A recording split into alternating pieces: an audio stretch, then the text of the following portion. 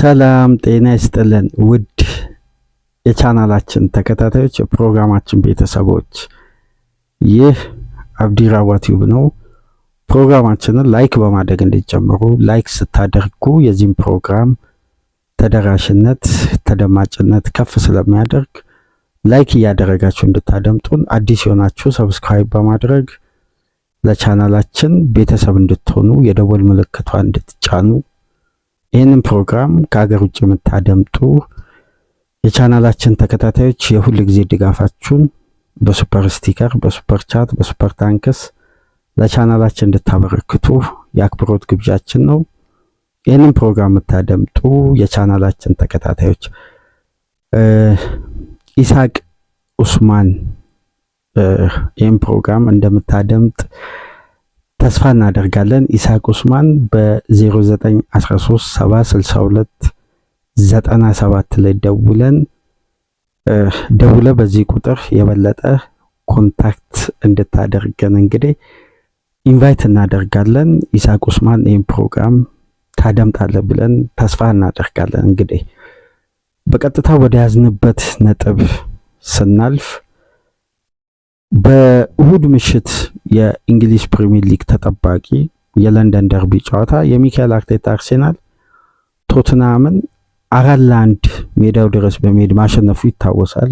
ያ ድል ያለፉትን ጊዜያት ትችት፣ ተቃውሞ፣ የተለያዩ ወቀሳዎችን በአንዴ የሲዝኑን ጉዞ በማያማክል መልኩ የአርሴናልን የእስካሁኑን ጉዞ ያላካተተ የቡድኑን ጥንካሬ አቅም ባልተመለከተ መልኩ ትላልቅ ትችቶች ይሰነዘሩ ነበር። እነዛን ሁሉ ጥያቄና ትላልቅ ጉዳዮችን በአንድ የቀየረ ወደ ዳግም ተስፋና ወደ ቡድኑ ውጤታማ ሲዝን ውስጥ በስኬት ለማጠናቀቅ የመለሰ ጉዳዮችን ሁሉ በአንዴ የቀየረ ለአርቴታም ትልቅ መረጋጋትን የፈጠረ ድል ነበር። በኖርዝ ለንደን ደርቢ የተመለከትነው በአርሴናል ይህንን በተመለከተ እንግዲህ ያንን ጨዋታ በተለያየ መልኩ ድጋሚ መመልከት ያስፈልጋል። አንደኛውና ቁልፉ መነጋገሪያ ርዕስ ዛሬ የመረጥነው በአጥቂው ቪክተር ዮኬሬስ ዙሪያ ነው። ይህ አጥቂ ከወራትም በላይ ሲተች አርሴናል ድል ቢያደርግ በአስተማማኝ ሁኔታ ጨዋታን ቢያጠናቅቅ የዚህ ተጫዋች ተሳትፎ ከሌለው በእያንዳንዱ ጨዋታው ውስጥ የሚነሱ ጉዳዮች በቀጥታ አርሴናል ድሉን እንኳን የተሟላ እንዳይሆን ከሚያደርጉ ነጥቦች መካከል አንዱና ምናልባት በብቸኝነት የሚነሳው የዚህ ስዊድናዊ ብቃትና አስተማማኝነት ነው። በበለጠ ቡድኑንም በግሉም ሲታማ ቆይቶ ሁሉንም ጉዳዮች እንግዲህ እየቀየረ መምጣቱ ስንመለከት ነበር ያለፉትን ጊዜያት። የእሁዱ ጨዋታ ግን የተጫዋቹ ሙሉ ፐርፎርማንስ፣ አስተማማኝ የሜዳ ውስጥ ብቃትና ለምን አርሴናል ለዚህ ተጫዋች 64 ሚሊዮን ፓውንድ እንደከፈለ ተጫዋቹ ያለው እምቅ አቅም ያለው ኳሊቲ ስላለው ኳሊቲ ስናወራ የነበረበትና ይህን ተጫዋች ውድድር ዓመቱን ሙሉ ከአርቴታ ታክቲክ ጋር አያይዘን ተጫዋቹ ሳይሆን ሚካኤል አርቴታ ነው መወቀስ ያለበት እያለን በተደጋጋሚ ስናነሳ የነበረበትን ጉዳይ በአስተማማኝ ሁኔታ በአርሴናል የቡድን አጫወት ቅርጽ ለውጥ መምጣት በቀጥታ አንደኛው ተጠቃሚ ተጫዋች ሆነው ይሄ ስዊድናዊ አጥቂ ነው። በምናውቀው ኳሊቲ ስንመለከተው በነበረው ስታንዳርድ ልክ በአርሴናል ማሊያ ፐርፎርም ያደረገበት የእሁድ ምሽት ጨዋታ ነበር የተመለከትነው። ስለ ቪክተር ዮኬሬስ ምናልባት ወደ ኋላ መለስ ብላችሁ የትኛው ሚዲያ ተጫዋቹ ከነካው ኳስ ይልቅ ጸጉሮቹን የነካው ቁጥር ይበልጣል ሲባል በሜዳ ውስጥ በተጋጣሚ የመጫወቻ ቦክስ ውስጥ 2 ኳስ ብቻ ነው የነካው፣ በጨዋታ 15 ፓስ ብቻ ነው ያደረገው፣ እንደዚህ ሁሉም ቁጥሮች በየጨዋታው ይነገሩ ነበር። በየትኛውም የቪክተር ዮኬሬስ የጨዋታ ተሳትፎ ውስጥ ኢፌክቲቭ ካልሆነ በዚህ ሚዲያ ተቃውሞም ትችትም በዚህ ተጫዋች ዙሪያ ሰምታችሁ አታውቁም በተደጋጋሚ። ምክንያቱም የተጫዋቹን ኳሊቲና የሚካኤል አርቴታ ሲስተም በአንድ አይነት ሀዲድ ውስጥ እየተጓዙ አልነበረም። ለተጫዋቹ ያልተሳካ የአርሴናል ቤት የእግር ኳስ ህይወት መጀመር ምናልባት ትልቁን ድርሻ ሊወስድ የሚችለው ሚካኤል አርቴታ ነው። ተጫዋቹ የግል ጥረቱ እንዳለ ሆኖ ግን በታክቲክ ደረጃ ተስማሚነቱ ያለፉት ጨዋታዎች የሚካኤል አርቴታ የጨዋታ ስትራክቸር ከቪክተር ዮኬሬስ ኳሊቲ እና የሜዳ ውስጥ እንቅስቃሴ ጋር በአብዛኛው ተቀራራቢ አልነበረም። ተጫዋቹ የግል ጥረት ከሪትም ላለመውጣት የራሱን ኤሪያ ክሬት ለማድረግ የሚጥር በሲስተም ውስጥ የሚንገላታ ታሳቢ ተደርጎ የተገነባ የቡድን ኦርጋናይዜሽን እንኳን በቀጣይነት አልተመለከትንም ነበር። በተለይ ከፈረንጆቹ አዲሱ ዓመት በፊት በነበሩ የአርሴናል ፊክስቸሮች። ለዛም ይመስላል በአርሴናል አታኪንግ ሰርድ ላይ የትኛውም ተጫዋች ግብ ሊያስቆጥር ላያስቆጥር ይችላል። መንካት ካለበት የኳስ ቁጥር በእጥፉ ያነሰ ኳስ ሲነካ ነበር። ስለዚህ ሲስተማቲካል ነው ስንል የነበረው ለዚህ ነው። ተጫዋቹ ሃይ ተርኖቨር ኳሶችን ይፈልጋል። ከፒኒንግ ሲስተም ነፃ የሚያወጡ የሚደጋገሙ ለተጫዋቹ የሚደርሱ ስሩ ፓሶች ያስፈልጋሉ። ተጫዋቹ ከተጋጣሚ የመጫወቻ ክልል የአደጋ ክልሎች በአጠቃላይ ሲገኝ ሴንተር የሚደረጉም ማይነስ የሚደረጉም ፕሮግረስ ያደረጉ ፓሶችም እሱን ታርጌት እንዲያደርጉና ልክ እንደ ውዱ ጨዋታ በትንሽ ሙከራ አስደናቂ አጨራረስ ጥራት ያለው ሙከራና ጥራት ያለውን እንቅስቃሴ ማድረግ እንዴት እንደሚችል የጨዋታው ገና የመጀመሪያ 15 ደቂቃ አስፈሪውን ሙከራና ምናልባት ቢቆጠር በኳሊቲው ደረጃ ሌላ የሃትሪክ ግብ ልንመለከት የምንችልበት በኖርዝ ለንደን ደርቢ ከዚህ ተጫዋች እንመለከት ነበር። በመጀመሪያ 15 ደቂቃ ከነበረው የሜዳ ውስጥ እንቅስቃሴ እንኳን የሚካኤል አርቴታ አርሴናል በባክስሪ ሲስተም ከሚጫወቱ ክለቦች ጋር ይሄ ተጫዋች የነበረው ውጤታማነትና ለምንድን ነው በእሁዱ ጨዋታ በባክስሪ ሲስተም የበለጠ አውት ኤንድ አውት ነምበር 9 ይዞ አርቴታ ካለፉት ጨዋታዎች ውጤታማ ነው። ሲስተማቲካሊ ቡድኑ ያሳየው የጨዋታ ስታይል ለቪክተር ዮኬሬስ ተስማሚ ስለሆነ ነው እንጂ በባክስሪ ሲስተም ለመጨረሻ ጊዜ ሚካኤል አርቴታ አርሴናል ለምሳሌ ኢንተር ሚላን ሲገጥም የበለጠ ኢፌክቲቭ የነበረው ጋብሪኤል ጄሱስ ነው ሜዳ ውስጥ በቆየበት የጨዋታ እንቅስቃሴ።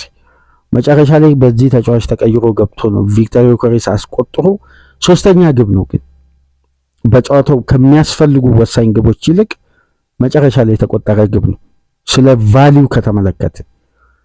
ነገር ግን በውዱ ጨዋታ አርሴናል 1-1 ባላንስ የነበረበት ውጤት ላይ ስለዚህ የተጫዋቹ ያጨራረሱን ኳሊቲ ያስቆጠረበትም ደቂቃ ለአርሴናል በዛን ሰዓት በአንገብጋቢ ሁኔታ ሲፈለግ ይሄ ተጫዋች ሲስተማቲካሊ ተስማሚ የጨዋታ ስትራክቸር አርቴታ ለተጫዋቹ ስለያዘ ከበስተጀርባው ደግሞ የበለጠ ስፔሶችን እያገኘ በነፃነት ሲንቀሳቀስ የነበረው ኤዜ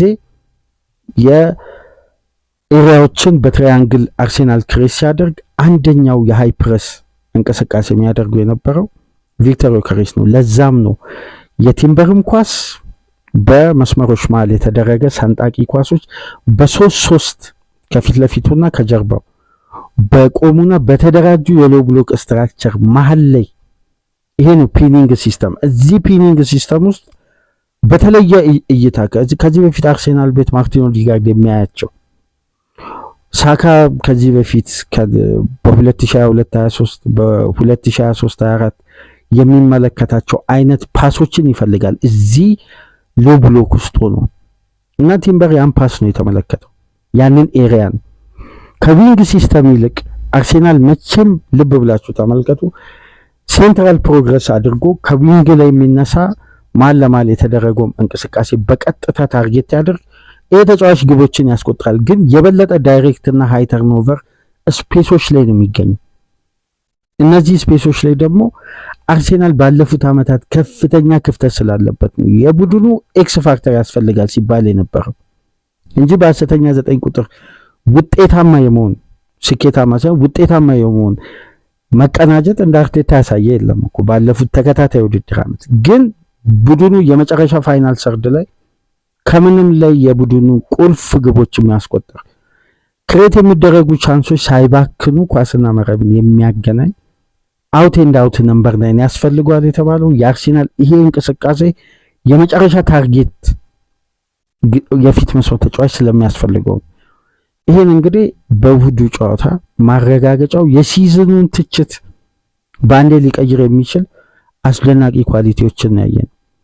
ይሄን ደግሞ እንደ መንደርደሪያነት ተጫዋቹ ወደ ፎርም እየመጣ መሆኑን ከሚያሳዩ ትላልቅ ምልክቶች መካከል አንዱ ባለፉት 12 ጨዋታ በሁሉም ውድድሮች 8 ግብ አስቆጥሯል። ኳስና መረብን ማገናኘቱ ብቻ ሳይሆን የሚያስቆጥራቸው የግብ ኳሊቲ የተጫዋቹን ሪትምና አሁን ሲስተማቲካሊ በተለይ በእሁዱን ጨዋታ ጨምሮ ለወደፊት የሚካኤል አርቴታ የሚጠብቀው ትላልቅ ፈተና ውስጥ ይሄ ተጫዋች እንዲህ አይነት ብቃቱንና ኳሊቲውን ማግኘቱ ለአርቴታ ትልቅ እፎይታ ነው። 100% ከየትኛውም ተጫዋች ብቃት ማሻሻል፣ ኳሊቲ ከፍ ማድረግ፣ ፐርፎርም ከማድረግ የበለጠ እንደ ዮኬሬስ ካሁን ባሉ ፊክስቸሮች አስፈላጊ ተጫዋች የለም። ምክንያቱም በአንድ አጋጣሚ በሁለት አጋጣሚ አንዷን ግብ የመቀየር አቅም ሲጀምር በአምስቱ ትላልቅ ሊግ አይደለም በ10ሩ ትላልቅ ሊግ ከተጠናቀቀ የውድድር ዓመት አንስቶ ባለፉት 2 የውድድር ዓመት የትኛውም ተጫዋች እንደሱ በደቂቃዎችም በኤክሲጂም ከተፈጠረው እድል ክሬት ከተደረገው ኤክሲጂ በላይ ነው ያስቆጠረው። በዛ ሁሉ የግብ አስቆጣሪነት የግብ ማሽን ሆኖ የመጣ ተጫዋች በዚህ ደረጃ ግብ ለማስቆጠር ሲቸገር ተጫዋቹ እድሎችን አግኝቶ ባያስቆጥር ነበር ተጫዋቹን በቀጥታ መተቸት። አንድ የማስታውሰው 2026 ከገባ በኋላ የአዳዲስ ፈራሚዎች የአጥቂዎችን ብቃት አናላይዝ የሚያደርግ አንድ የኤክስ ቻናል ላይ ስመለከት ከተገኙ አጋጣሚዎች አንፃር ከሾት ኮንቨርዥን ሬት እና ለአጥቂዎች ክሬት ከተደረጉ ቻንሶች እና የቡድን እንቅስቃሴ በአጠቃላይ ክፍት ከሆነ እንቅስቃሴ ቻንስን ክሬት የማድረግ አቅም ሲለካ እንደ ቪክተር ዮኬሬስ የኳስ እጦት በዘንድሮ ሲዝን ያጋጠመው ተጫዋች የለም። ከፊት መስመር ተጫዋቾች የሰርቪስ እጦት ከአዳዲስ ፈራሚዎች አይደለም በሊጉ ካሉ አጥቂዎችም በላይ። ለዚህም እኮ ነው በደንብ አንድ ስታት ምናልባት የአርሴናል እንቅስቃሴ ምን ያክል ቪክተር ዮኬሬስን ከሪትም እያወጣ እንደሆነ ከምናስተውለው አንዱ ስታት መካከል አርሴናል ክፍት ከሆነ እንቅስቃሴ ያስቆጠራቸው ግቦችና የጨዋታ ኤክሲጂዎችን ብትመለከቱ በጣም አነስተኛ ነው ከየትኛውም የቶፕ 6 ክለብ። ምክንያቱም ደግሞ ክፍት የሆኑ እንቅስቃሴዎች የሚኖሩበት የጨዋታ የሜዳ ክፍል ላይ አርሴናል የበለጠ ኳሱን ኮንትሮል በማድረግ ተጫዋቹን ያላማከለ ዊንግ ሲስተም ነው፣ ወደ ክንፍ ይወጣል። ምክንያቱም ቡድኑ አዳፕት እያደረገ እየጎለበተ የመጣው በሐሰተኛ 9 ቁጥር ስለሆነ የክንፉ ሰርቪስ ልክ እንደ ሐሰተኛ 9 ቁጥር ተጫዋች የሂደቱ አንዱ አካል እንዲሆን ነው አርቴታ ያደረገው እንጂ የመጨረሻ ታርጌት ማን ቦክስ ውስጥ እንዳለ የአርቴታ ሲስተም ፊክስድ ቢያደርግ ዮኬሬስ የአርሴናልን ነጥብ ልዩነት ከዚህ በላይ ማጎልበት ይችላል። አንደኛው አሁን አርቴታ በአሳሳቢ ሁኔታ ከወልቭሱ ያቻ ውጤት በኋላ መቀየር ካለበት አንደኛው ሲስተም መካከል ዮኬሬስን የሚያካትት የጨዋታ ስትራክቸር መከተል ነበር። በዚህ መሰረት እንግዲህ የአርሴናል ስትራክቸር በደም ተመልከቱ። ከክንፍ እንቅስቃሴዎች ይልቅ አርሴናል የበለጠ ክፍት ከሆነ እንቅስቃሴ በዚህ ጨዋታ ቻንስ ክሬት ያደረገው 58% ሴንትራል ፕሮግረስ ባደረገው ኳሶች ናቸው። ለምሳሌ አርሴናል ሁለተኛ ግቡን ሲያስቆጥር ከክንፍ ይነሳ እንጂ የፓስ ሲኩዌንሱን ብትመለከቱ ከሴንትራል ፕሮግረስ የሚባለው የመጀመሪያ ስቴጅን አጠናቆ ነው ቲምበር ያንን ፓስ ወደ መሃል ለመሃል አጥቂውን ያማከለውን ፒቮት መስመሯ ላይ ፓስ ማድረግ የቻለው። አርሴናል በጨዋታው ወደ 54 ደቂቃ ያክል ከሁለቱ ክንፎች እድል ክሬት አላደረገም። ሴንትራል ክሬት የበለጠ ያደረገው በጨዋታው መሃል ለመሃል የሁለተኛውም ግብ መቆጠር የሶስተኛውም የአራተኛውም ግብ መቆጠር የነበረው የጨዋታውን ፍሎ ብትመለከቱ የመሃል ለመሃል የሽግግር እንቅስቃሴ ይሄ ነበር የሚፈለገው። ተጫዋቹን ያማከለ ሰርቪስ እና በቀጥታ ዳይሬክት አታክን ያካተተ የቪክተር ዮኬሬስን ተሳታፊነት የያዘ የጨዋታ ሲስተም። ታዲያ የተጫዋች ለምንድን ነው በአንድ ጨዋታ ፐርፎርማንስ ብዙ መነጋገር ያስፈልገው ወይም ብዙ ልንልለት ያሰብነው የተለያዩ ቁጥሮች ምናልባት የስፐርሱ ጨዋታ አብዛኛውን ጉዳዮች ሊቀይር የሚችል የተጫዋቹ ብቃት ስለተስተዋለ ለምሳሌ በሙሉ ሲዝን እስከ ቶተናሙ ጨዋታ ድረስ ቪክቶር ዮኬሬስ በጨዋታ የሚያደርገው አማካይ ሙከራ 2.02 ነው። ለሶስት እንኳን የቀረበ አይደለም፣ ለሁለት የቀረበ ነው። 2.02 በአማካይ ሙከራ ነው። ከዚህ መካከል ተጫዋቹ ኢላማውን የጠበቀ ሙከራ የማድረግ ቻንሱ በአማካይ በየጨዋታ 46.4 በመቶ ነው። በጣም የወረደ 50 አይደለም፣ በጣም የወረደ ነው። ከዛ በጨዋታ የነበረው ኢላማውን የጠበቀ ሙከራ በአማካይ 0.77 ነው። ይሄ የሚያሳየን ተጫዋቹ የሚያደርገው ሙከራ ቁጥር አነስተኛ፣ የበለጠ ደግሞ ኢላማውን የጠበቀ ሙከራ የማድረግ ከሁለት በላይ ከፍ የማይል በአማካይ ኢላማውን የጠበቀ ሙከራ ማድረግ ደግሞ 0.77 ነበር እስከ ስፐርሱ ጨዋታ ድረስ። በቶትናም ጨዋታ ግን 4 ሙከራ አደረገ። ከአራቱ ሁለቱ ኢላማቸውን የጠበቁ ናቸው። እነዚህ ሙከራዎች ከሙሉ ሲዝኑ ብንለካ በሾት ኮንቨርዥን ሬት ለምሳሌ የአራቱ ሙከራዎች ሁለቱ ከተቆጠሩ ሾት ኮንቨርዥን ሬቱ ሲለካ የተጫዋቹ 68.9 መጣ በአንዴ ማለት ነው። ምክንያቱም ከተሞከረበት አንግል የዛ ሙከራ ኤክስፔክትድ ግብ ሲለካ በጣም አነስተኛ ነው። ምን ያክል ፐርፌክት እንደሆነ ግን ያለውን እመቃቀም በዛ ሁለት ግብ ተጫዋቹ አሳይቷል። ከዚህ በፊት ግን በነበሩ ጨዋታዎች ውስጥ ይሄ ተጫዋች የሚያደርገውን የሾት ኮንቨርዥን ሬት ብታዩ ልክ እንደ ኢላማውን የጠበቀ ሙከራ በመቶ ሲሰላ ከ50 በታች ነው። ይሄ አንዱ ጨዋታ ያመጣው የተጫዋቹ ግራፍ ላይ የምናየው ሬንጅ ነው። በጣም ባንዴ ነው ከፍ ያለው። ይሄን ደግሞ እንዲቀጥል ሪትሙ መናጋት እንደሌለበት፣ ይሄ ሪትም ለአጥቂው አምራችነት ግብ እንዲያመርት የበለጠ የሚረዳና አመቺ እንደሆነ አንደኛው ማሳያ ነው። ሌሎችን ነጥቦች እስቲ እናንሳ። ለምሳሌ ተጫዋቹ በጨዋታ እንቅስቃሴ መሳተፉ እድል አሁን ከቅድም ጀምሮ ሳነሳላችሁ የነበረው ተጫዋቹን ያካተተ ሰርቪስ ብቻ ማድረግ ሳይሆን ሲስተማቲካሊ ተጫዋቹ የኤሪያ እንቅስቃሴው የአርሴናል የቡድን ቅርጽ ኦፍ ዘ ቦል ካለ እንቅስቃሴ ከኳስ ውጪ ካለ እንቅስቃሴ ይልቅ ከኳስ ጋር ያለውን ተሳትፎ ማብዛት የአርሴናልን ማጥቃት ጥራቱን የመጨረሻ ከፍ ያደርጋል ስንል የነበረው ለዚህ ነው።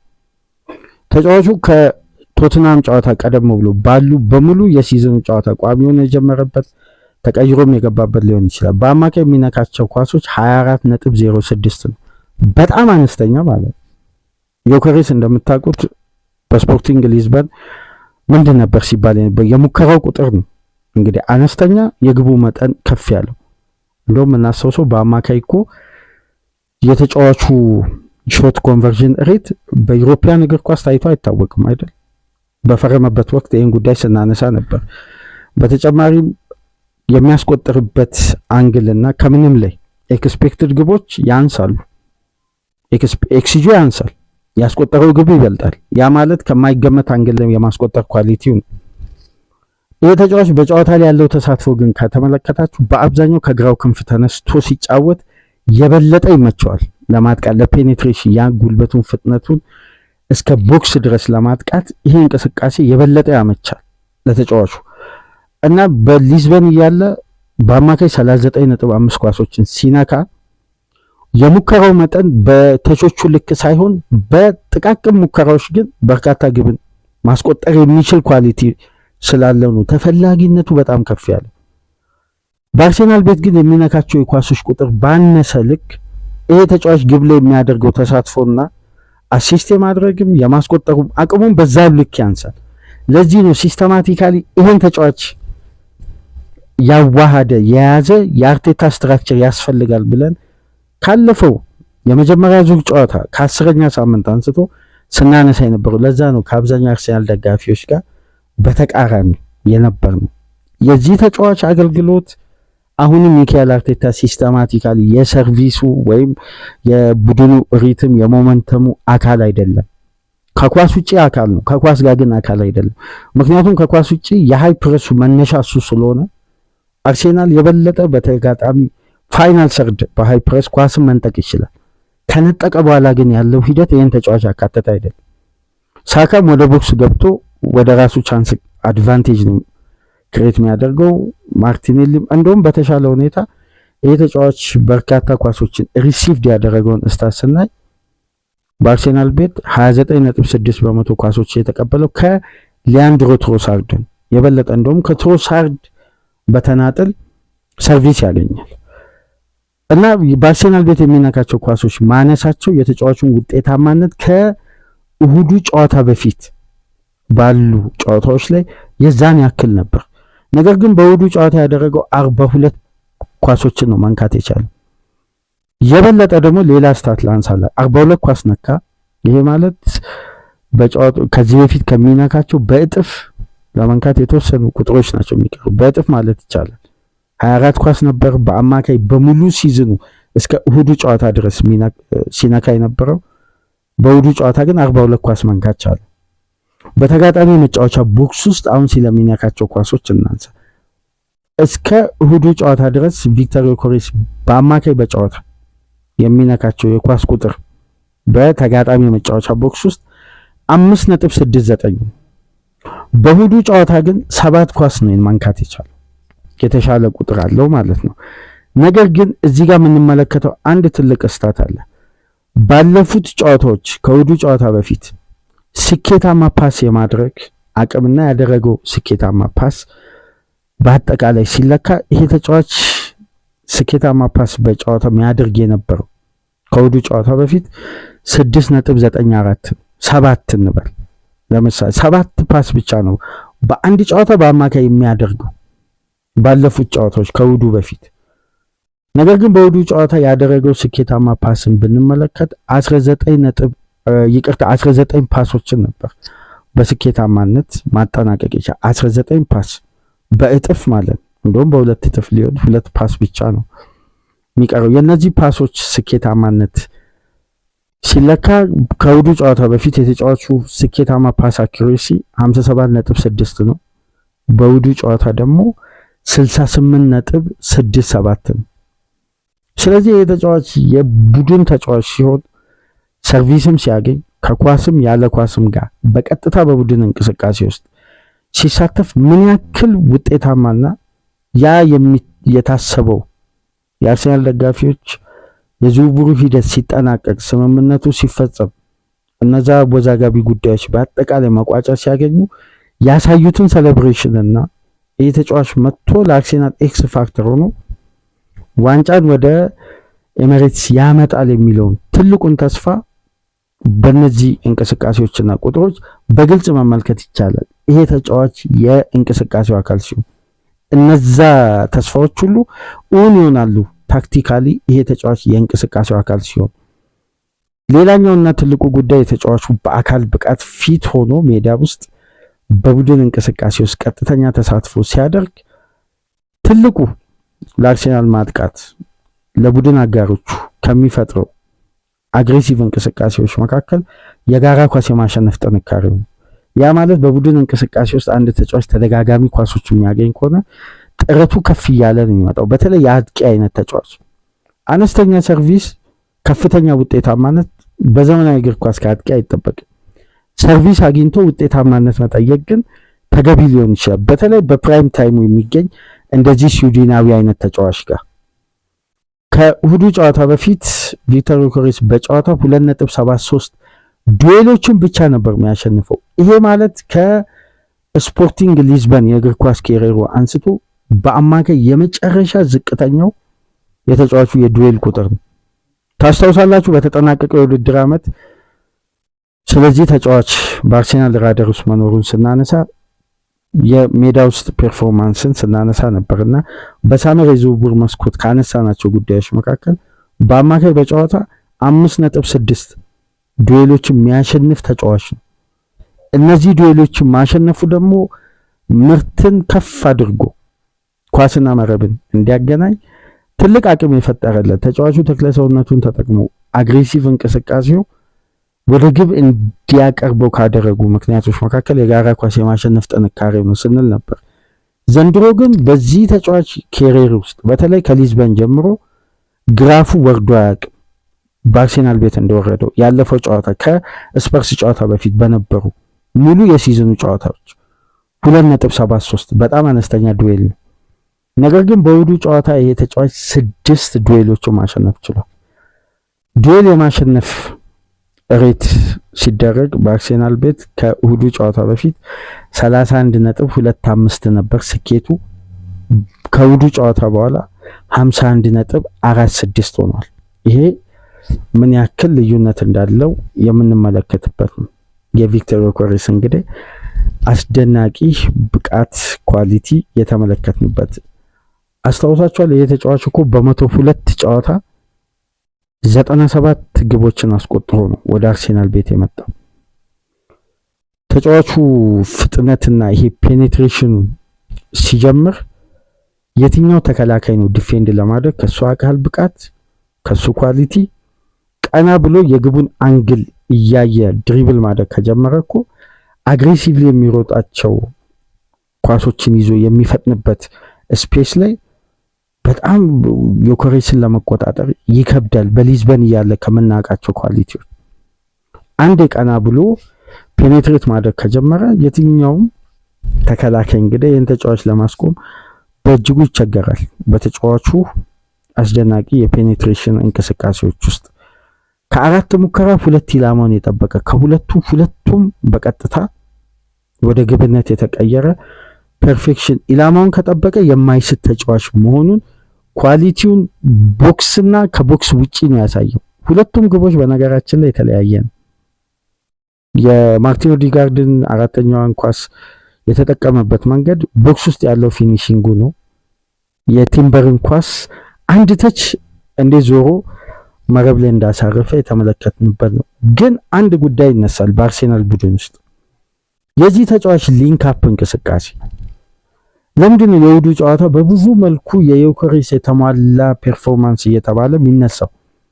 ተጫዋቹ ከቡድን አጋሮቹ ጋር ተግባብቶ በሪትም ውስጥ የማጥቃት አቅምን አብሮ ተሳታፊ አይደለም ወይም ሊንክ አፕ አነስት ደካማ ሆኗል በአርሴናል ቤት ሲባል ነበር። በተለይ ፖሴሽኖችን በመሳት ቡድኑ ለመልሶ ማጥቃት ያጋልጣል ከሱ የተነሱ ኳሶች በሚል ከዚህ በፊት ትንተናዎች ይሰጡ ነበር።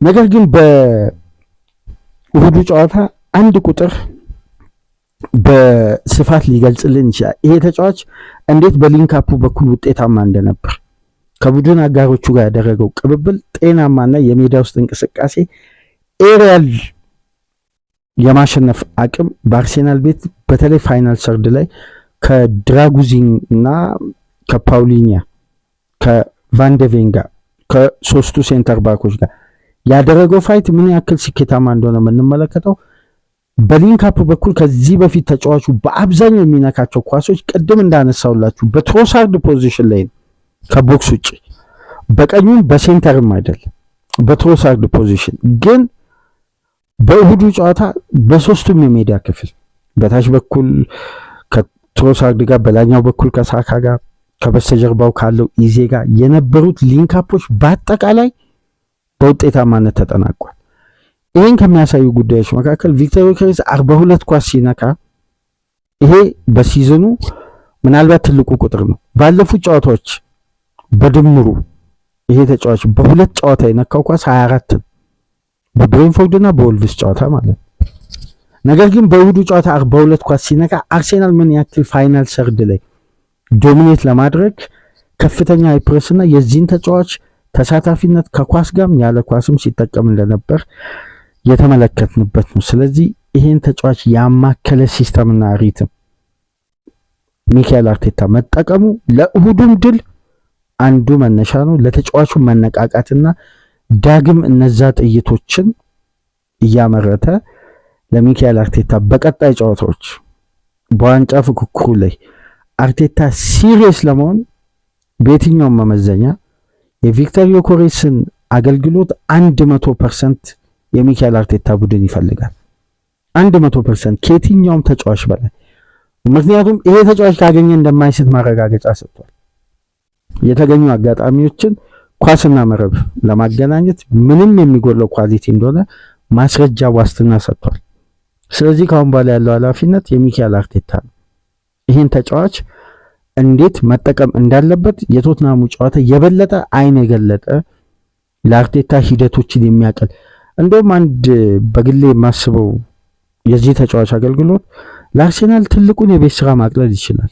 ይህን ተጫዋች እንደ እሁዱ ጨዋታ አርቴታ የመሀል የሽግግር እንቅስቃሴዎችን ያማከለና በቀጥታ ታርጌት እሱን አድርጎ የሜዳ ውስጥ እንቅስቃሴ የሚተገብር ከሆነ አርቴታ ትላልቅ ጭንቆችን ማቅለል ይችላል። በተለይ የዚህ ተጫዋች ግብ ለአርሴናል እፎይታና ለዋንጫ ፉክክሩ ትልቅ ዓላማና ግብ መሳካት ትልቁ ሚና በቀሪ ጨዋታዎች መጫወት ይችላል።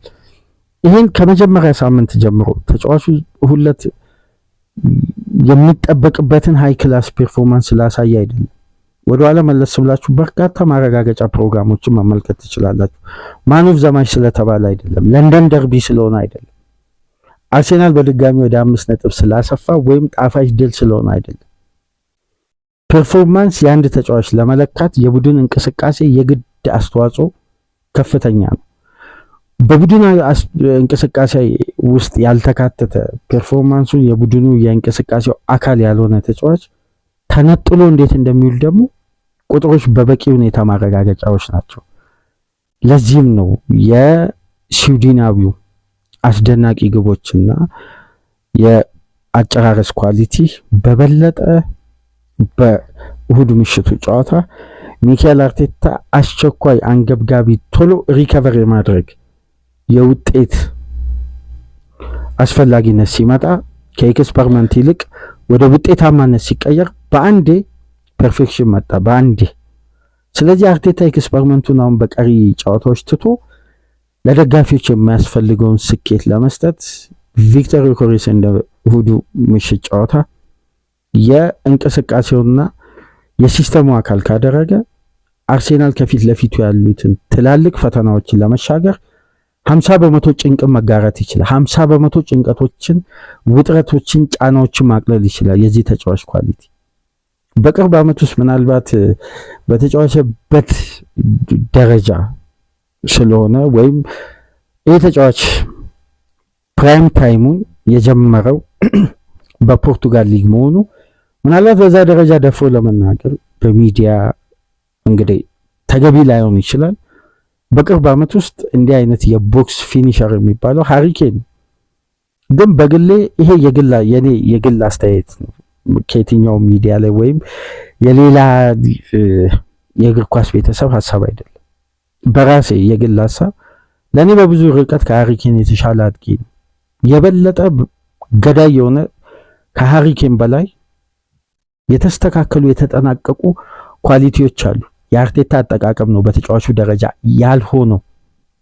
አሁን በቅርብ ዓመት ውስጥ በኳሊቲም በአስቆጣሪነትም በተለያየ መልኩ የሚነሳው የሃሪኬን ኳሊቲ ነው። ግን ለኔ በግሌ በብዙ ርቀት ከሃሪኬን የተጫዋች ይሻላል።